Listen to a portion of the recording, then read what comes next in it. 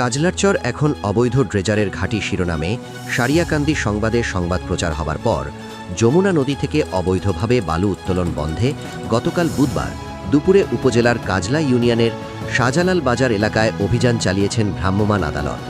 অভিযান পরিচালনা করেন ভ্রাম্যমাণ আদালতের এক্সিকিউটিভ ম্যাজিস্ট্রেট ও সহকারী কমিশনার ভূমি মোহাম্মদ আতিকুর রহমান।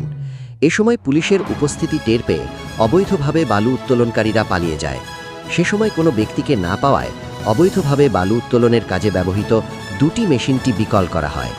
এছাড়াও বালু উত্তোলনের কাজে ব্যবহৃত পাইপ ভেঙে বিনষ্ট করা হয়।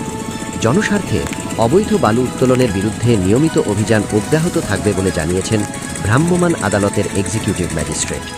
সুমন সাহার রিপোর্ট, সারিয়াকান্দি সংবাদ। ঐতিহ্যের চেতনায় উজ্জীবিত।